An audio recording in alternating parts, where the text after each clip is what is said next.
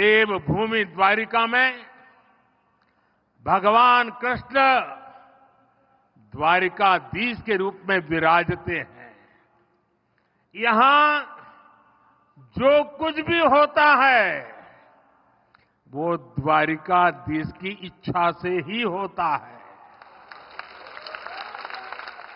आज सुबह मुझे मंदिर में दर्शन का, पूजन का सौभाग्य मिला।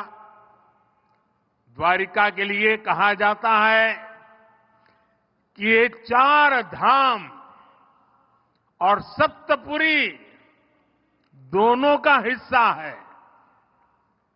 यहां आदि शंकराचार्य जी ने 4 पीठों में से एक शारदा पीठ की स्थापना की। यहां नागेश्वर ज्योतिर्लिंग है, रुक्मिणी देवी मंदिर है, आस्था के ऐसे अनेक केंद्र हैं।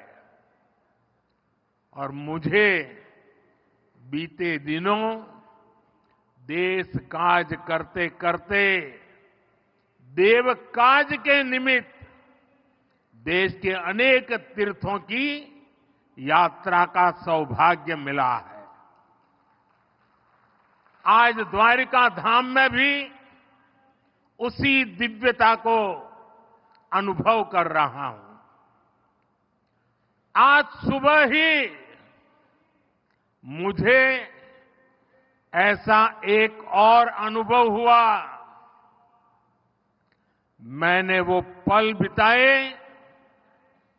जो जीवन भर मेरे साथ रहने वाले हैं।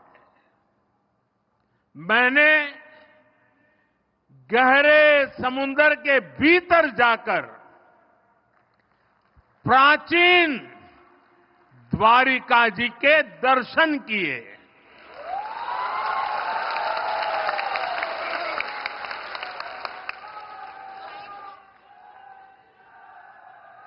पुरातत्व के जानकारों ने समंदर में समाई उस द्वारिका के बारे में काफी कुछ लिखा है।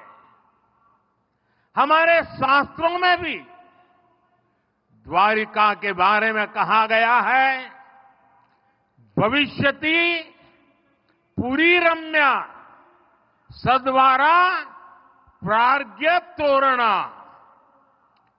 चयाट्टलाकल केयूरा पृथ्व्याम ककूदोपमा। अर्थात सुंदर द्वारों और ऊंचे भवनों वाली ये पुरी पृथ्वी पर शिखर जैसी होगी। कहते हैं भगवान विश्वकर्मा ने खुद इस द्वारिका नगरी का निर्माण किया था। द्वारका नगरी भारत में श्रेष्ठ नगर, उसका आयोजन, उसका विकास का एक उत्तम उदाहरण था। आज जब मैं गहरे समुद्र के भीतर द्वारिका जी के दर्शन कर रहा था तो मैं पुरातन वही भव्यता, वही दिव्यता मनोमन अनुभव कर रहा था। मैंने वहां भगवान श्री कृष्ण को, द्वारिकाधीश को प्रणाम किया, उन्हें नमन किया। मैं अपने साथ मोर पंख भी ले कर गया था, जिसे मैंने प्रभु कृष्ण का स्मरण करते हुए वहां अर्पित किया। मेरे लिए कई वर्षों से, जब मैंने पुरातत्वविदों से ये जाना था तो एक बहुत बड़ी जिज्ञासा थी। मन करता था कभी न कभी समुद्र के भीतर जाऊंगा और उस द्वारिका नगरी के जो भी अवशेष हैं उसे छू करके श्रद्धा भाव से नमन करूंगा। अनेक वर्षों की मेरी वो इच्छा आज पूरी हुई। मेरा मन बहुत गदगद है, मैं भाव विभोर हूं। दशकों तक जो सपना संजोया हो और उसे आज उस पवित्र भूमि को स्पर्श कर करके पूरा हुआ होगा, आप कल्पना कर सकते हैं मेरे भीतर कितना अभूत आनंद होगा। साथियों, 21वीं सदी में भारत के वैभव की तस्वीर भी